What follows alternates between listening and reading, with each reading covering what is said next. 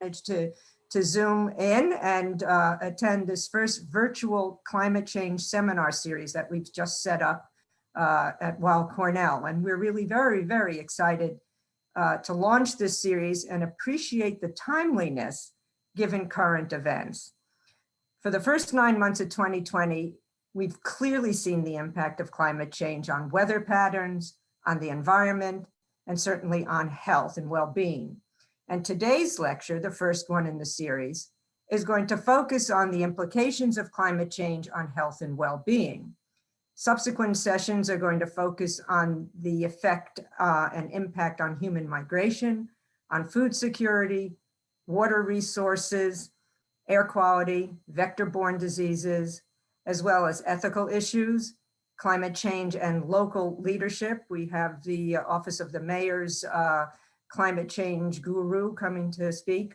And then finally, how medical students and physicians can be vehicles for change.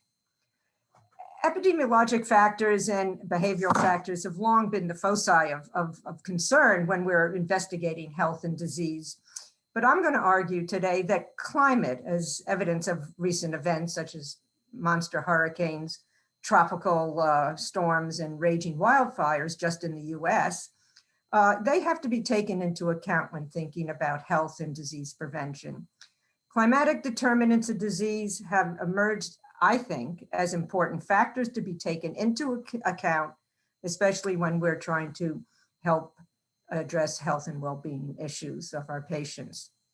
So today's talk is going to be given by Jeffrey Shaman. Dr. Shaman is in the upper left-hand corner of the screen. And his background includes atmospheric science and hydrology, as well as biology, and the environmental determinants of infectious disease transmission and infectious disease forecast. He holds the rank of Professor of Environmental Health Sciences at Columbia University's Mailman School of Public Health, just a bit north of us. He's the Director of the Climate and Health Program in the International Research Institute for Climate and Society, and he's an associate faculty member of the Earth Institute, all at Columbia University. He earned a BA from University of Pennsylvania and his PhD from Columbia University. So please, let's all welcome Dr. Shaman to our virtual event here at Weill Cornell. And I know that you're all well-versed in Zoom etiquette now, so please, and I see you've done it, mute your microphones, and we'll use the chat feature for questions. But I think we will have Dr. Shaman give his talk, and then at the end have a Q&A. I think that will be less disruptive. So without further ado, please welcome Dr. Shaman, and he is going to share the screen with us for his slides. Thank you very much, Jeff, for joining us. My pleasure. Thank you for the introduction, Dr. Finkel, and it's a pleasure being here speaking with all of you for this seminar series. I'm going to share my screen, which I find is easier to do if I just do it broadly here and then open up the PowerPoint. I'm going to move you guys so I can't see you. And then here is the opening slide of my talk. So again, thank you for having me here. I'm going to be talking about some of the implications of climate change on health and well-being.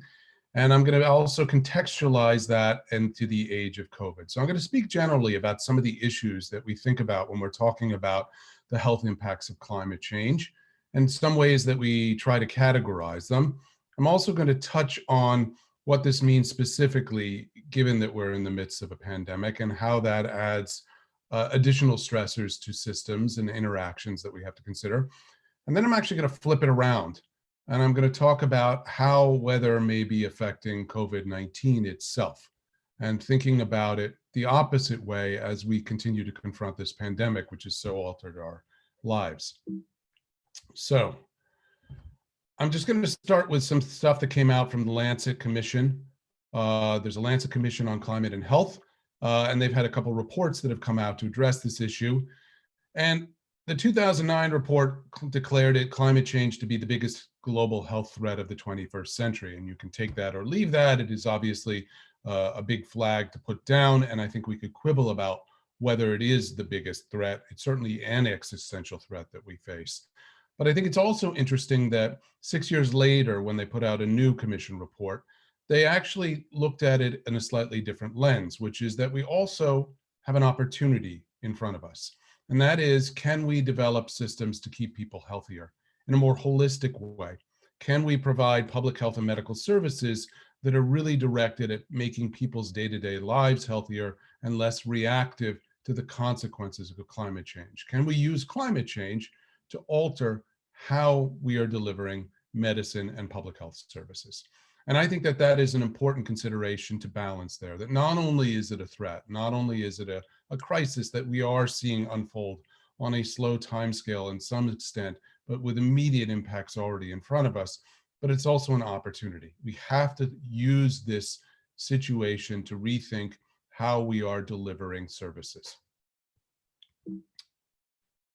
I'm having a little slow advancement of my slides. Let's see if we can get this to move a little better. There we go.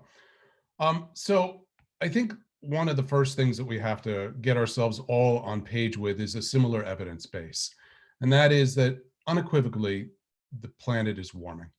Surface temperatures are rising. The surface is where we spend our time, and certainly on the land surface is what we're most interested in. And it's happening broadly throughout the planet. What you're looking at here is what's called a climatology with a subtraction for it. So what it is it's actually anomalies. I should say this correctly. So this is an average of 5 years of surface temperatures from 2014 through 2018, so a relatively recent period, from which they have subtracted off the 30-year average surface temperatures for 1951 to 1980.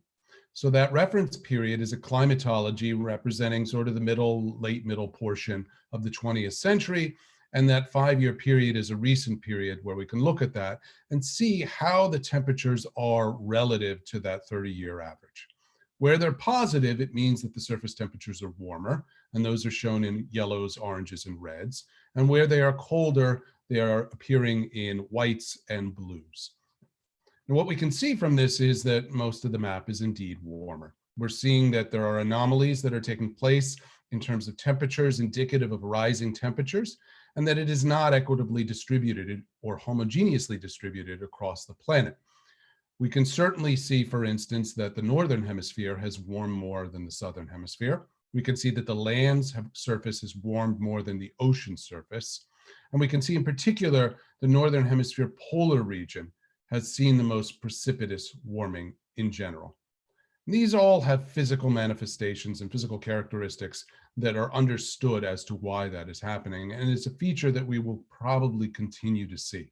We're going to see greater warming at the poles, greater warming over land than over the ocean, and we'll see some heterogeneity throughout.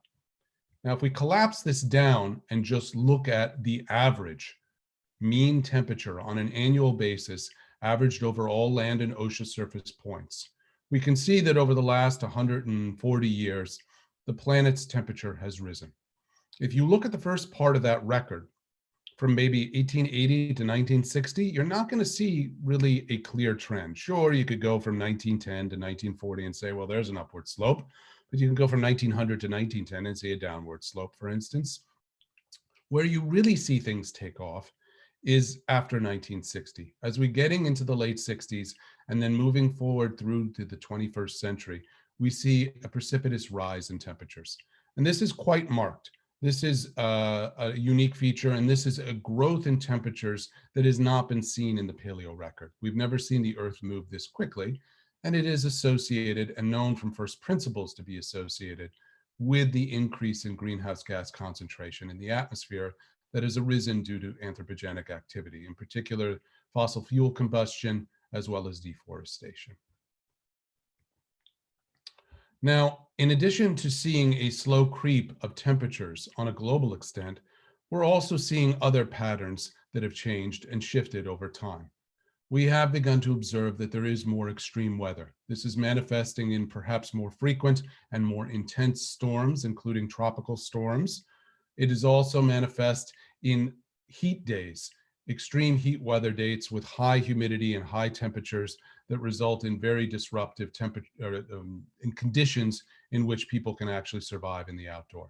And we've seen it in terms of prolonged periods of drought and aridification, the advance of deserts in some regions, or in other areas where that's not been an advance of deserts, prolonged periods of drought that have disrupted and threatened water systems and agriculture for prolonged periods of time.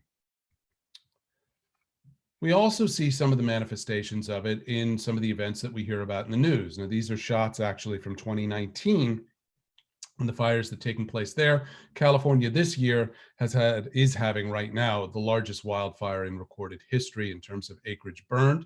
This has been very, very severe over the last few years, and it's certainly associated with rains coming in, resulting in a budding in that chaparral vegetation that they have there, which produces a lot of brush, and then an extreme drying out from the elevated temperatures and dry humidity conditions, and occasionally, and depending on the environment, wind conditions that can whip it up as well, in which fires really can spread quickly and efficiently and consume large swaths of area.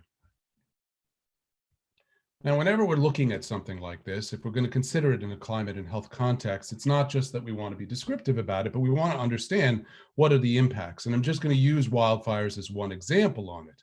Human health effects associated with wildfires are actually not that well understood. They are specific pollutant emission events with a certain combination of inorganic gases, hydrocarbons, and oxygenated organics.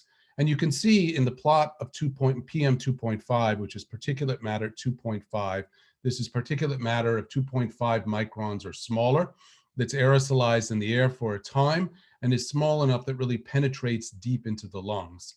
That you can see large excursions associated with the fire events. You look at the period before, then you look at the period during, and you see the elevated levels of PM 2.5, and then you see once the fires are quenched, how those levels return to normal. So we have these excursions that take place, and there is preliminary evidence that they're associated with mortality, they're associated with asthma, and they're associated with respiratory disease. So how is this happening? Well, it's along many of the pathways that have been established for air pollution generally. And this includes things like pulmonary inflammation, systemic inflammation, oxidative stress, and as well as immune dysregulation or suppression. So we see this happening from these noxious mixtures that are being produced. Obviously, this is something that can be a great impairment to people with chronic lung conditions. And obviously, we also have to consider that when we're talking about wildfires, we're not merely talking about the air pollutant effects, but we're talking about the immediate effects and harm associated with loss of property and people being trapped, smoke inhalation, and being burned. Another example of something that we have to consider when we're thinking about climate and health is the changes associated with our cryosphere, which is the glaciers, the ice content of our planet.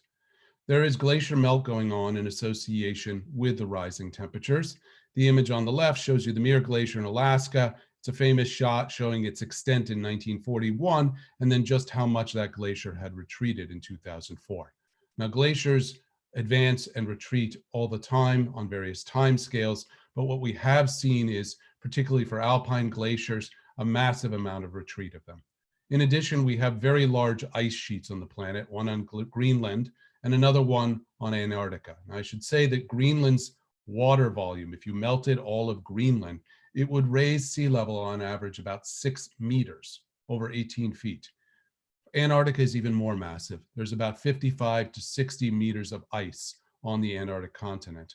And there are major destabilizations of ice shelves there that people are very concerned about, because if some of them fall off into the ocean, that is going to result in their melting and the precipitous raising of sea level a considerable distance.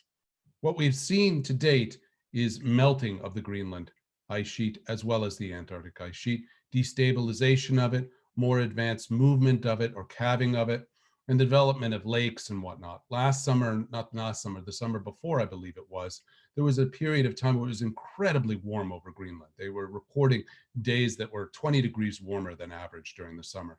And this really was conducive to the melting and the development of rivers, such as what you see in the upper right plot. So what does that mean for humans? Well, obviously, if sea level rises, given the amount of coastal development and the number of communities and the fraction of the population of the world that lives along coastlines, this is going to cause a massive need for some form of managed retreat or movement. Just as an example, here's South Florida, the Peninsular Florida region, and what it's showing you is where the ocean surface is on the left and the land right now as it stands, And on the right, it's showing you projections of what would happen with a 5-meter rise in ocean surface in the area or a 10-meter rise in surface in the ocean in the area. And you can see that that actually wipes out huge swaths of South Florida. Miami is no longer there. Fort Lauderdale is no longer there. The Everglades basically disappear. I should show you this shot on the lower right here. And what you're seeing there is actually a fair weather tidal flood from 2010 in Miami. So Florida is got a substrate that's made up of limestone. Limestone is very porous. And what this allows is that when they have high tide events, even though they have embankments along the ocean to prevent the ocean from overtopping and coming into the streets, the water actually comes up underneath, percolates through, and rises up to the streets. So you get these clear sky days, no rainfall, and seawater is just coming up from the ground and flooding the streets in Miami. This is a regular occurrence that they have right now. Here's a shot from Manhattan, which obviously we are concerned about with in particular, I would say, simply because we live there, of course. And this is just showing you a projected flooding of lower Manhattan, also not very high. You may remember for Superstorm Sandy that there was a 14-foot storm surge associated with the landfall of that storm. The seawalls around lower Manhattan are 8 feet high. They were designed, when they were built, they were actually 9 feet high, but due to sea level rise that has already accumulated, much of it due to thermal expansion, they're actually only 8 feet above sea level at this point. They were overtopped by that storm surge, and that, of course, inundated the subway system and flooded lower Manhattan. And we can talk about Florida, we can talk about New York, and obviously within a country as large as the United States, there's the ability to retreat from the coastline and move to other areas ostensibly. This is not the case for island nations, particularly the Pacific atolls. So what you're looking at here is the island nation of Kiribati, which has a mean level of its surface level of 2 feet, above sea level. It's actually less than that. It's between 1 and 2 feet. Any real precipitous rise due to thermal expansion or the melting of the glaciers, as I showed you, will drown this nation. And there are other nations like this. From that, you're going to have displaced people who are going to be nationless. And we have no legal agreements or accords in place as to who would actually take on these refugees and how they could be appropriately resettled and maintain their identity and culture. Now, sea level rise, fires, heat stress, heat wave events, these are all important, but very often we also see climate factoring into some complex situations that actually really manifest as a result of multiple stressors, not a single one, where climate is really just making the situation worse. One example might be conflict and war zones that we see. People have talked about how the Syrian conflict, the civil war that's taken place in Syria now for I don't know how many years, came on the heels of an extended drought. And that extended drought resulted in multiple years of crop failures, which resulted in ethnic groups in the countryside moving into the cities, which resulted in ethnic conflict along religious lines and ethnic lines, which broke out into an all-out civil war and resulted in a mass migration out of Syria and out into Europe and Jordan and other places surrounding Syria as well. So it's not too hard a line to draw to see how climate has factored into that, given that the drought and the inability to feed themselves really factored into the initial migration that set up some of the conflict that sparked the civil war within Syria. We've seen similar events elsewhere. On the bottom, you're looking at Lake Chad on the lower left. So Lake Chad is a shallow transboundary lake in Central Africa. Its watershed spans 11 countries, and its area in 1963 spanned, I believe, 7 countries, though they're not all detailed there. Since 1963, it has lost well over 90% of its volume and surface area. And as a consequence of this, it's resulted in a lot of strife in this region. There were lots of people who relied on it for fisheries. As it dried up, they were no longer able to, so they turned to agriculture. And in order to turn to agriculture, they needed water. So they siphoned water off from the lake, which accelerated its depletion and reduction in size. It's an area with many ethnic groups. Boko Haram is rife there. There's population growth in the area, and there is a lot of conflict in this region right now. And there's a lot of Pan-African activity engaged in trying to figure out how to refill this lake, so in order to support the stability of the region. Food security is another example. So in many areas of the world, unlike what you see in the top plot, which is clearly agriculture at an industrial scale, we have people who rely on something more like what you see on the lower right, subsistence farming, in which they're actually tending their own crops, feeding themselves, selling excess food products at a local market, and using that in exchange for other goods that they need for their livelihood and well-being. Now, with changes in temperatures in particular, as well as precipitation, this is threatening agricultural productivity. We have not seen famine on the scale of what used to happen pre the early 20th century when there was the development of fertilizer. And we could be seeing these kinds of disruptions going on, where we see massive amounts of famine, which is a truly horrid ailment to afflict a society. We've had little seeds of it throughout the late 20th century, but there is ongoing concern as to whether or not we're going to be able to sustainably and reliably feed ourselves in many portions of the world, particularly those portions in the developing world where they don't have the advantages of a more industrialized, mass-produced agricultural system. So climate change is really already affecting health. We're anticipating that we're going to have more problems going forward in the future because it is not a static situation in which the climate has changed. It continues to change. We continue to use fossil fuels and burn forests and do the things that are accumulating greenhouse gases in our atmosphere and disrupting the energy balance of the planet and leading to rising temperatures. Now, I gave a brief overview of some of the effects here, and I think it's good to actually think about them in some of three categories. At least I like to think about it this way. We have direct effects, which are the immediate impacts, the impact of extreme storms, the need to retreat when there's a storm surge coming ashore, such as what will happen later this week with another hurricane hitting the Gulf Coast. We have heat waves, where we see morbidity and mortality, and how this results in the clogging of ERs with association with people who are suffering from heat stress. Then we have indirect effects, which are byproducts of some of the changing climate or some of the consequences of it that may be 1 degree of freedom away from the immediate effect that's taken place. And those are going to be changes to air quality due to pollution, byproducts of combustion of those fossil fuels that are increasing the greenhouse gas load of the atmosphere. Certainly wildfires is a byproduct. Changes in pollen levels in the pollen season and associated effects on allergies and asthma. Chronic diseases associated with the changes in air pollution and the air quality as well, or things that might be exacerbated by elevated temperatures, such as kidney diseases. Then we also have infectious diseases, the water, food, and vector-borne diseases that are themselves biological organisms that actually may have their transmission cycles and their viability and survival modulated by changing precipitation or temperature regimes. And of course, we also have mental health issues. We have associated mental health issues that are associated with the knowledge of this existential crisis and the disruption that it brings and the harm that it has upon people when they know that they're not going to be able to necessarily reliably take care of themselves.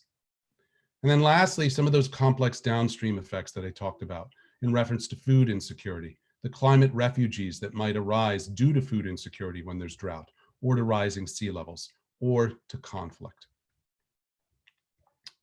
So it's important to recognize, as I said, that this is not a static problem, and where we will be in the future is difficult to say. What you're looking at here are projections from the Intergovernmental Panel on Climate Change, IPCC's 5th report. And this report was actually a number of years ago at this point.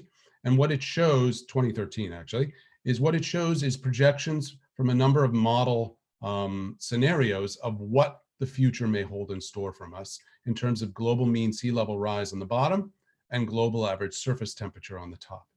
Now, they have these things called RCPs here, which are representative concentration pathways, which are actually levels of development that they provide to each of the modeling groups that are running these projections. So there are about 24 centers around the world that have these global climate models. in which they put in these levels of development that represent business as usual or mediation of it, mitigation of the amount of greenhouse gas production that takes place, population growth, et cetera. They can't precisely prescribe how much carbon dioxide needs to be in the atmosphere. So instead, they use these sort of economic scenarios that lay out paths of development. Each of the model runs them, and the uncertainty you see on the right, which is shown in the spread with a solid line showing you the median, is showing you the spread of what those ensembles predict as of 2100. You also see for the most aggressive one they've shown there, RCP 8.5 and RCP 2.6, which is the least aggressive, the time series of what happens over time. The numbers there just indicate the number of models that ran each of the scenarios. It's 39 for the aggressive one and 32 for the less aggressive one. And then you also see sea level rise where you have 21 in each category contributing to it. We're expecting to see growths in temperature. Even with business as usual, even if we aggressively try to mitigate the production of global greenhouse gases, which has not happened, we still expect to see a rise in temperature relative to 1986-2005 average. And you can see that if we don't do much and if we continue going, we're expecting to see a 4 degrees Celsius rise in average temperatures by the end of the century. Similarly, we can see that there's a rise in sea level that's projected here, and that actually continues more so even in the lower scenario because the sea is slower in its response. And that we're anticipating anywhere from 0.4 meters to up to 0.8 meters on average rise in sea levels. And this actually in some ways excludes catastrophic events such as a major ice shelf of Antarctica breaking off and falling into the sea. Now, if you look at something like the Lancet Commission report, you're going to see some of these schematics such as this, which shows you what are the impacts of greenhouse gases producing climate change, what does it actually do in terms of ocean acidification, raised temperatures, extremes, alter precipitation, rising sea level, and other air pollutants. And then we can see what some of the direct effects of those are in terms of flood, heat waves, drought, and fires. But then we go through it and you get to these other colors and you can see all sorts of other problems that ultimately are going to manifest at the very bottom in the purple with the types of human conditions that these are going to disrupt. Things like cardiovascular disease, respiratory disease, mental health, vector-borne disease, etc.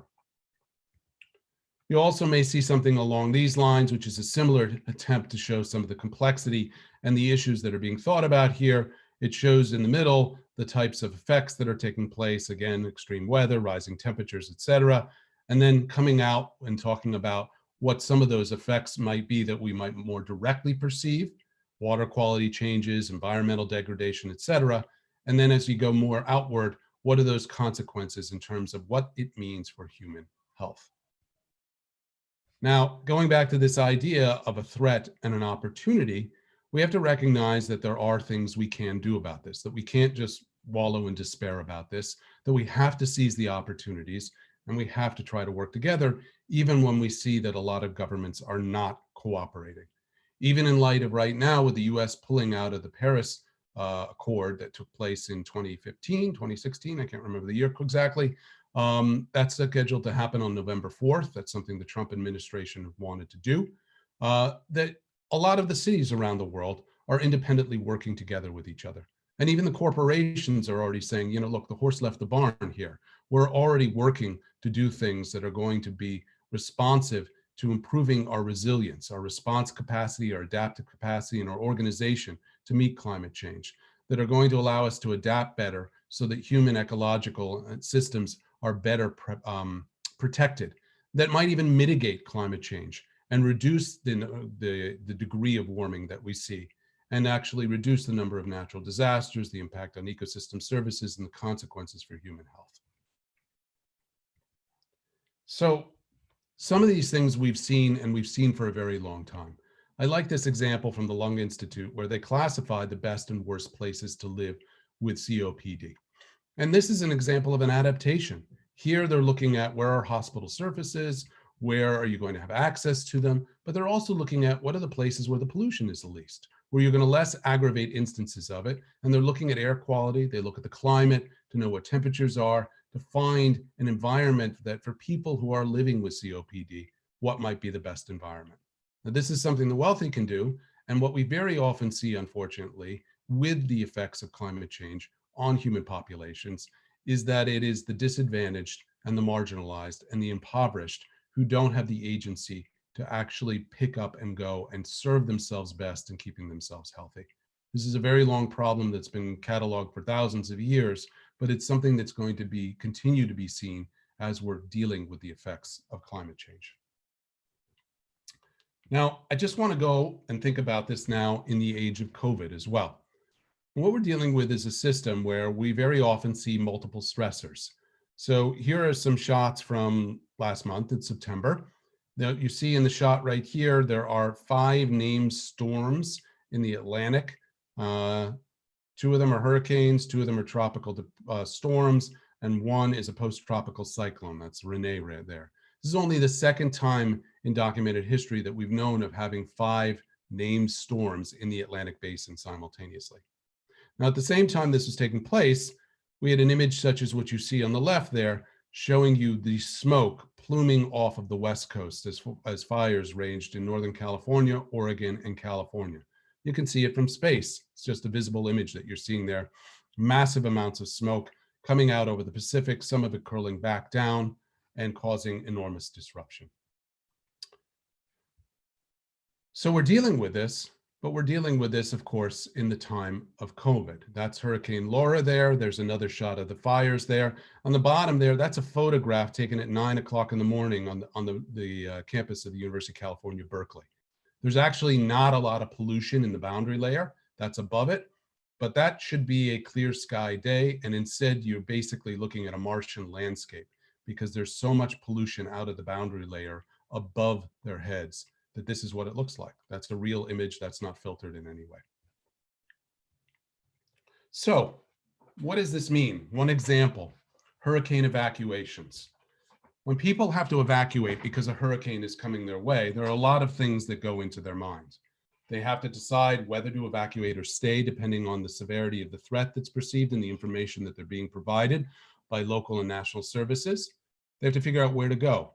They figure out what type of accommodation to stay in, how to get there. Do they have the resources to get out of harm's way? And do they have the resources to afford whatever accommodations may have? They have to determine when to leave, and they have to determine when to return. There are a lot of contexts for trying to understand this, and this diagram here from Lazo et al. In 2015 talks about the whole appraisal process and decision framework that individuals engage in as they're trying to understand what the threat is, how immediate it is, and whether or not they have to actually do this enormous inconvenience of picking themselves and their families up and getting out of harm's way and moving to a new area. Now, when we have this hurricane now, we actually have a pandemic as well. So we have to determine also how to avoid infection. And we actually have to know, is this even entering into people's calculus? This is an important issue because for many people, the immediate threat of the storm is evident, it's there. The pandemic is invisible. It's something that they actually really can't perceive most of the time. And it's often something that happens to other people when it hasn't yet struck your neighborhood, your family, people you directly know. And so we run into some very complicated situations there. For instance, at the same time of this landfalling storm, there were the California wildfires, and there were well-documented reports of people who weren't going to shelters. They were leaving their homes and going and sleeping in the cars on sides of roads because they didn't want to risk COVID by going into a communal shelter. That car is not as safe a place ostensibly as the shelter, where you have multiple people looking out for each other and their needs and knowing where the fires are and where they're advancing. Now, something my own group did is that we looked at what are the consequences of an evacuation due to a hurricane on COVID-19. What's it going to do to the level of transmission, and what are the risks there? We started by building actually a very simple model of 2 counties, the county where the landfall will take place from which people are evacuating, to the county that is the destination to which they go to be out of harm's way from the hurricane. And we had them evacuate, and then we had them return. And we looked at what are the factors that are actually affecting the likelihood that you're going to see more transmission of the virus and higher incidence levels as a result of this evacuation and return rather than what you'd see before, what would have happened if you hadn't had that. What we saw was that the greatest influence on the final count number was something to do with the transmission rates, that when you had higher transmission rates, either in the origin or the destination, that you were going to see a greater spike in the number of cases that were fomented because of an evacuation. And what does this lead to? Well, this leads to something that may actually be able to use to inform a more intelligent evacuation plan. So what we did with a larger scale model for the entire United States is we imposed an evacuation from 4 counties in South Florida, mimicking what actually happened in an actual landfall hurricane from a couple years ago. And we looked at what would happen if they followed the routes of evacuation they did before, and if there was no increase in the transmissibility of the virus due to the evacuation, or if there was a 10% or 20%. And what we're just using is what is the transmissibility in each of the places, their start place and their destination, and how much virus is there to begin with. And we let the model tell us, on average, how many infections are we going to see that would be in excess of what would have happened had we not had these evacuations. And you can see it's always positive. We're always seeing more. You're having a mixing process and you're bringing people into contact who otherwise wouldn't have been in contact with one another. But what we could also see is that, well, if you directed them to areas where there's a lot of transmission going on, that's a bad idea. The second row of this table shows that. You see a lot more cases across the board in almost all instances. If you can direct them to an area where there is low transmissibility, where the reproductive number, RE, is intrinsically low, even if it's bumped up, you can actually buffer and reduce the number of cases that you would see, the amount of excess infection. And then we also looked at something which we called an optimized evacuation, where we recognized that you can't just direct people everywhere, that there's a limited capacity of each of the counties, and there's a limited ability to tell people where to go in an emergency situation. Some are going to want to go where their family is. Some might not have the resources to go to a particular destination. And from this, we could see that even if you couldn't tell them to go to the lowest places with the lowest reproductive number, by meeting them out in an optimized scheme, which we could solve for in real time, you could actually protect lives potentially. All right, that's an exercise, and it shows how climate interacts with the pandemic. And it also shows what might be done about that to actually protect people and keep them healthier. Now, I mentioned this, and I want to talk a little bit about the flip side, which is, well, what about the effects of climate on COVID-19? Because there's been a lot of discussion of this. And what I'm showing you here is a step back. We're actually looking at influenza. This is a proxy for influenza, which is excess pulmonary and influenza mortality. It's averaged over a 31-year period from 1972 to 2002. It's for the states of California and New York, and you see it going on a daily basis from January 1 to the end of the year. And what it shows you is something that for all of us who have lived in temperate parts of the world, something that we intuitively know, that you're more likely to get the flu in the wintertime. Now, people have pondered this issue for many years. It's an effect that's been noted long before we knew what influenza was. And there are basically 3 groups of hypotheses that have tried to explain them. I'm going to touch on them very briefly just for the interest of time. One has to do with changes in regulation of your immune function. Another has to do with changes in the amount of time indoors and the amount of crowding and mixing that takes place during colder temperatures. And the last one, though, has to do with purely exogenous effects, that once the virus is expelled from an infectious host in droplets, aerosols, it's subject to the external environment, and that the temperature and sunlight or humidity conditions may be modulating the viability of the virus before it has the chance to be taken up by another person and set up an infection there. And that may be the reason why we see this strong seasonality. Now, just to go over some basics and show you through some of this, influenza was first isolated in humans in 1933. It's a phospholipid envelope that includes viral glycoproteins surrounding a segmented RNA genome. That's the makeup of the virus. There are actually 4 types, not 3 types. There's an influenza D that's also been identified now. This is just an example on the lower left of the nomenclature. Oops. Now, shortly after it was identified in the 30s, people were already doing studies to figure out how environmental conditions affected the survival and transmissibility of the pathogen. One of the earliest I've seen is this study by Loosely et al. From 1943 They used an 800 cubic foot room, with temperature set to 80 to 85 degrees Fahrenheit. They cultured influenza A that they took from an infected mouse lung, and they atomized it into the room in fine droplets, so it's aerosolized. They then would put 10 mice at a time into the room during their experiments, and they would do this at various times for 20 minutes. And then they would examine how many of the mice died, and they would look at the remaining of the ones by sacrificing and examining their lungs 14 days after the experiment.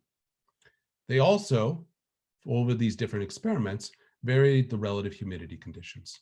And what they found is that when they had high relative humidity, 80 to 90% relative humidity, that those conditions were lethal within 30 minutes for the mice that were in there, but that it didn't remain infective after 1 hour. So in other words, if they put the mice in there after an hour, they would not actually die from it. When they did it with 45 to 55% relative humidity, it remained lethal for 80 minutes after they initially put it in there, and it was infective for 6 hours. And then when they did it at the driest relative humidity conditions, it was lethal for 6 hours. It was 40% lethal at 12 hours, and it was infective for at least 24 hours. So what they're seeing is a humidity effect. Basically, at lower relative humidities, they're seeing that the virus is at least persisting longer and able to transmit such that it is lethal for longer to the mice and setting up infections for a longer period of time. There were studies after this. There was one by Scheckmeister. They also used influenza A, a different strain. Fortunately, the temperature and room conditions are not entirely clear. It was egg cultured, they'd atomized it, and they calculated the percent of viable aerosol recovered. So there are no mice here. They're just recovering and culturing the virus afterwards to see how much they can recover. In this one, they found a little bit different result. And again, that because they don't have the temperatures shown, we don't quite know what was going on fully. But what they saw was that actually they could recover more of the virus at drier conditions, which is consistent with what you see in this experiment from Loosely et al. But they also were able to recover more at more humid conditions. And it was at the intermediate levels where they saw a minimum. We go ahead to 61, and here's another experiment. Again, influenza A, again, aerosolized, no mice again, and again, like Scheckmeister, they're just culturing it afterwards. And they found that there was increased survival of the virus at low relative humidity and low temperature. And they didn't see this effect that Scheckmeister saw, where there was a return to greater survival at high humidity conditions. There were additional studies performed throughout the 40s and 70s, and overall, a number showed that influenza A survival or infectivity and or lethality was associated either with low relative humidity, like that first experiment, or with low and high relative humidity, and was minimal at medium relative humidities. So we have a confusion there. Now, the discrepancies could be the result of methodological differences in their approaches, the virus strain they used, the culture methods they used, the medium they put it in, lots of things we don't know fully. I'm going to fast forward now to a guinea pig experiment that was done in 2007. Where virologists at Mount Sinai, led by Peter Palese and Anise Lowen, ran a chamber experiment where they took guinea pigs, the actual animal, they infected 4 of them with influenza virus. They put them in cages that were stacked within a chamber, and they took another 4 that were to be exposed, and they put them in separate cages on each of the levels as well, with a slight airflow going from the infected to the exposed. Guinea pigs are not in contact with each other. This is airborne transmission. They were in the chamber for 72 hours at fixed relative humidity and temperature conditions, and they ran this experiment 20 different times using different fixed temperature and relative humidity conditions. What they found were some marginally statistically significant effects that are consistent with the Harper and the Loosely survival experiments and mouse experiment, namely that colder temperatures and lower relative humidity conditions favored the transmission of the virus. Now they looked at this and they said, I looked at this, and said, well, they're actually looking at relative humidity here, but the way they've constructed this, relative humidity is not a well-constrained variable. And the reason why is that if you vary the relative humidity and you vary the temperature, you're not actually controlling for the amount of water vapor in the air, just how close you are to saturation, which is the point at which fog or a cloud begins to form.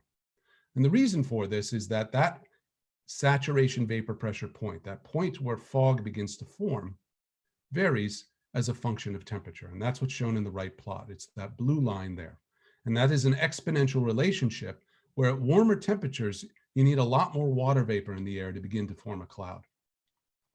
Consequence of that is that 50% relative humidity at, say, 25 degrees Celsius has nearly 4 times as much water vapor as 50% relative humidity at 5 degrees Celsius.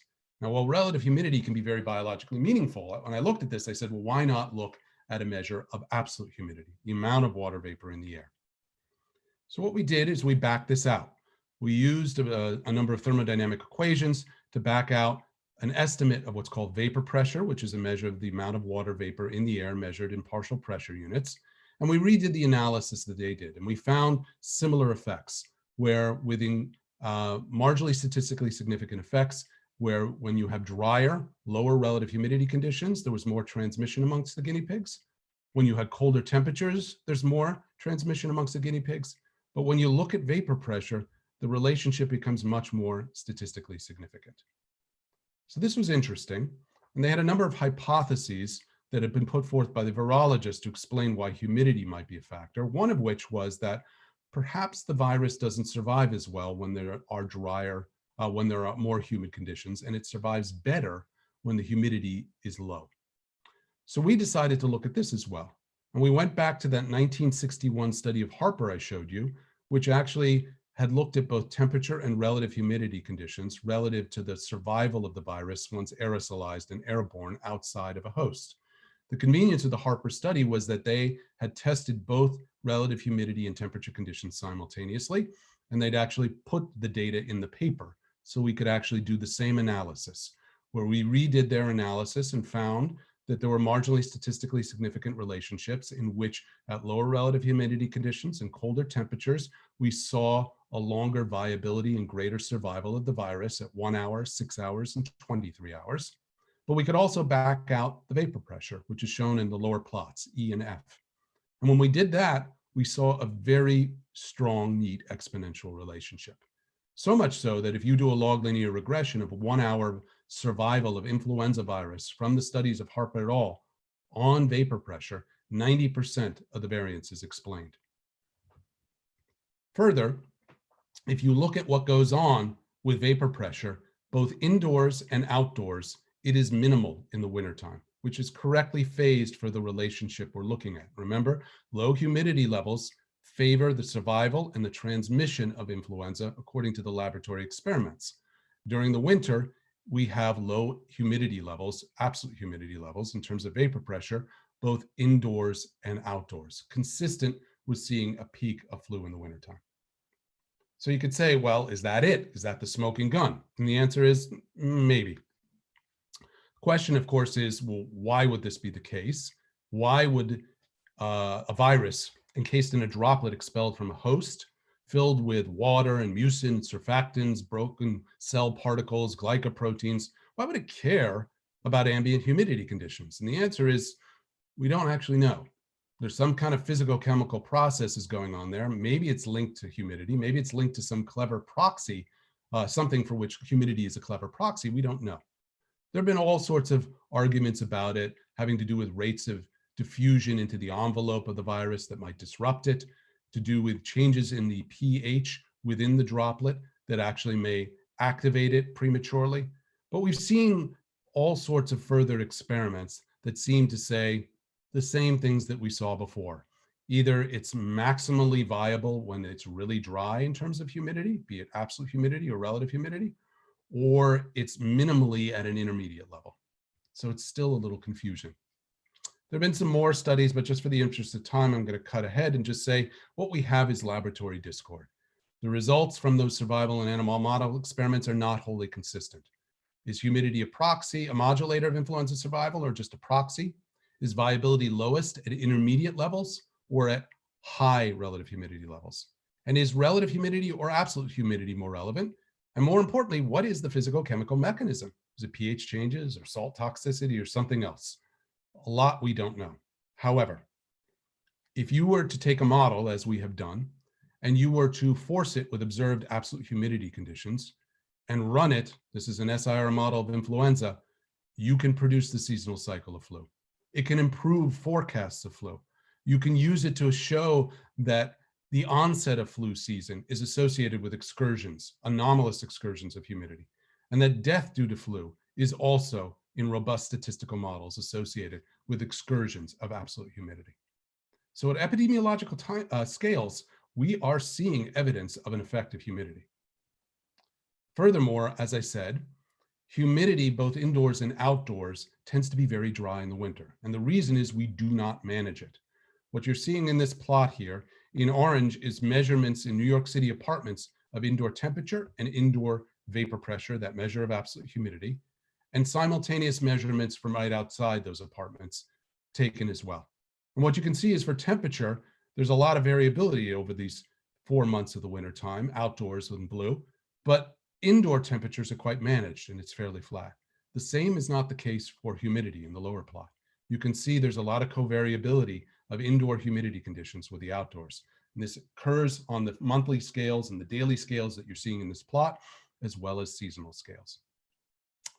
Lastly, I want to note that for flu, they've actually tried an intervention. This was done by the Mayo Clinic in Rochester, New York, where they went into a community preschool and they raised the vapor pressure in some of the classrooms and not in others. Then they took air samples and swabbed objects in both the control and the adjusted classrooms, and they found significant decreases of influenza A on fomites and in particles in the humidified classrooms, as would be predicted by an effect of humidity. They found a significant decrease of infectivity of collected samples in the humidified classrooms, how much they could actually culture, how much viable virus there was. They found a lower copy number of influenza A positive samples in the humidified classrooms, and they saw fewer influenza-like illness absences among students in the humidified classrooms. So this is a very interesting preliminary study as well. All right, so what does this have to do with coronavirus? Well, what you're looking at here is from New York City Department of Health and Mental Hygiene. And what it shows you is a 5-year time series of BioFire assays for a variety of viruses, just the coronaviruses, the endemic ones with the alphanumeric names, as well as flu, all lumped together. And you can see the seasonality of flu. It's the black line. It peaks in the wintertime. If you look at the coronaviruses, and you might as well pay attention to the magenta, which is all of them combined, they're also peaking in the wintertime. Now, the endemic coronaviruses have not been of huge research interest because they have such mild symptomatic outcomes. Because there's so few complications and people don't present very often with them, even though you're seeing enough here now that when they test it with a multiplex array, that you actually didn't have much research into why this might be the case. However, along came our novel coronavirus, which is causing a pandemic. It's a beta coronavirus like OC43 and HKU1. And immediately people said, well, is this going to have a seasonality like the endemic coronaviruses for reasons unknown, but which match what we see for influenza, for which we think humidity is a driver? And so what's happened since then is speculation as to whether or not we would see some sort of modulation. Over the course of the summer, we didn't. The immunity, the pre-existing immunity to SARS-CoV-2 is too low to actually preclude transmission in tropical regions or in places like the US in the summertime. We saw huge outbreaks in Southern California, Arizona, Florida, Texas, et cetera, during July and August. The susceptibility of the population is too high. But it may settle into a pattern of endemicity ultimately, where we see it seasonally in the wintertime. And furthermore, if it is more transmissible in winter, we could be in for a rough ride in the coming months. So this is something President Trump presented at a press conference in May. I haven't seen any follow-up on it. It was supposedly out of a DoD lab.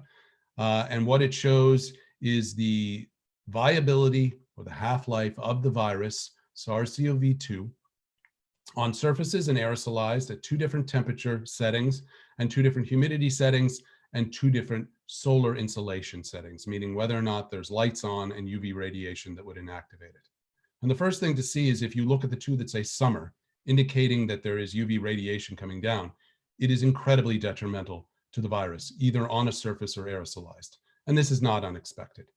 UV radiation will chelate RNA and DNA and disrupt the virus and break it down.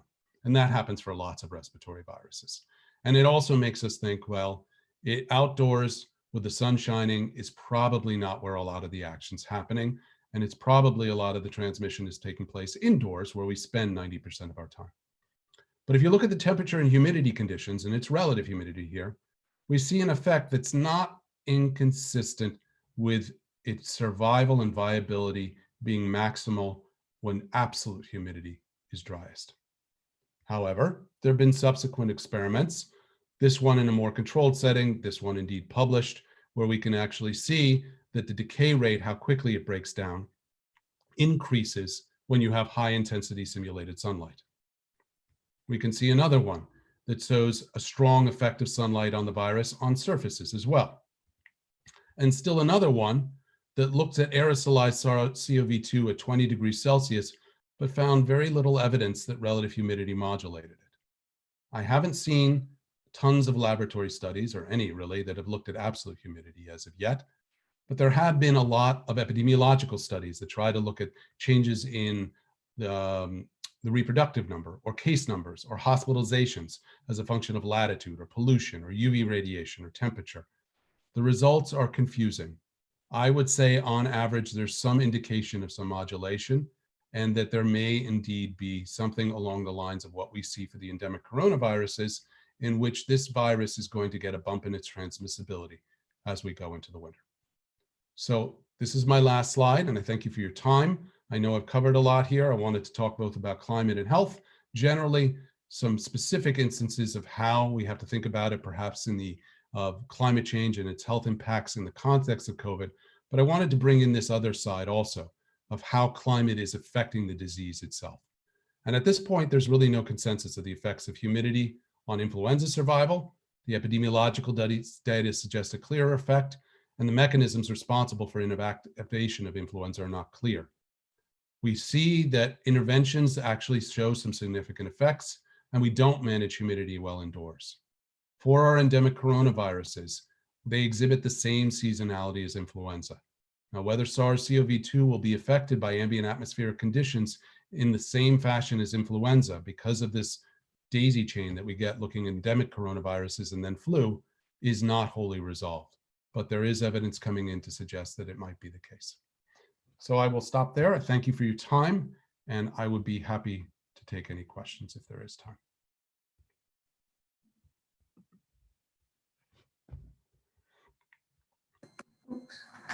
Well, thank you very much for really a truly excellent and rather sobering overview of the topic. And as is true with many things, you know, sometimes even with the best studies and the best science, we still don't quite know what the true story is.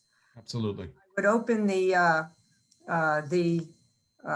viewers to ask any questions. There was quite a bit to digest. You have an expert here. So does anybody have a question? Or was it crystal clear? Keith has a question, I see. Yeah. So thank you for a really interesting talk. Is there something just mechanical about the humidity in the air? I mean, I sort of envision the virus, you know, sort of hanging on to these air particles and falling out of circulation, higher humidity conditions. Is that just too simplistic to be thinking about it that way? I didn't show that, but that was another hypothesis. One of the hypotheses was that at higher humidity conditions, the particles didn't evaporate down as much, and that they might sediment out faster, so that you didn't get as much of the viruses, of the droplets that coming out aerosolizing and persisting in the air for airborne transmission. But the data don't back it up. It doesn't seem to be the case that that's what's going on there. It's actually not relative humidity or absolute humidity that controls it. It's something called vapor pressure deficit, and that's not at all statistically significantly related with those laboratory experiments. So it doesn't seem to be that. There are also people who've talked about, well, is there some kind of damage, you know, in drier weather? Maybe clearance by cilia is not as good, and there are cracks in the epithelial lining of the respiratory tract that might allow better ingress of the virus.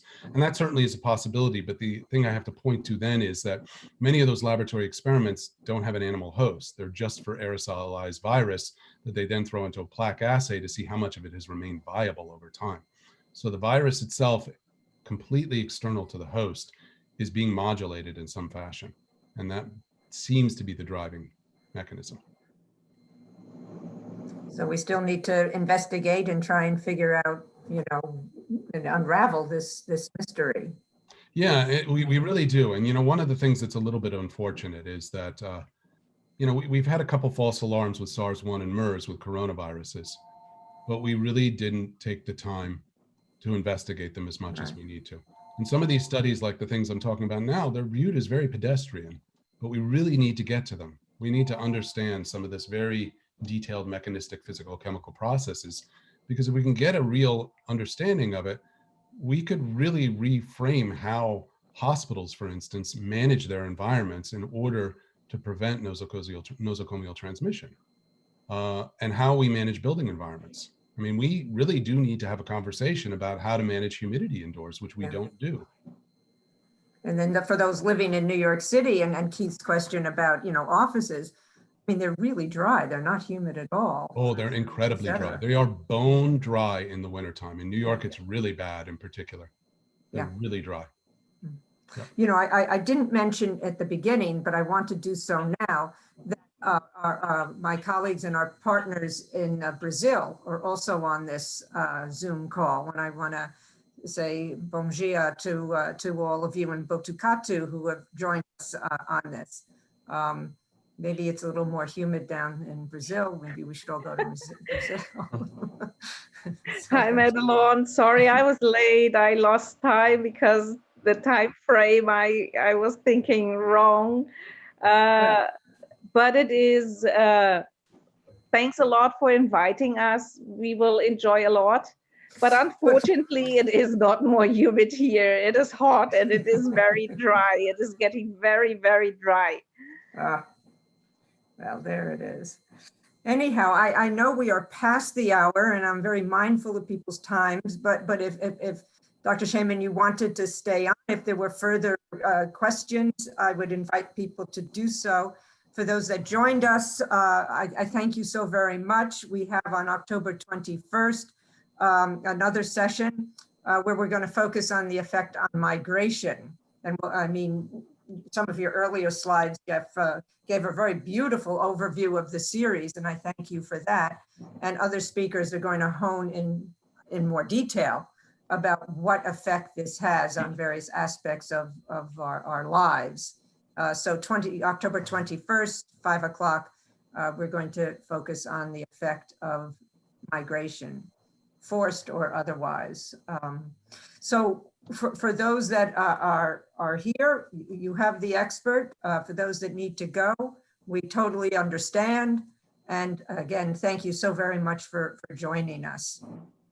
And Jeff, I want to personally thank you for giving a very beautiful overview of the topic. And it is confusing and it is confounding, but I guess that's what keeps us in business.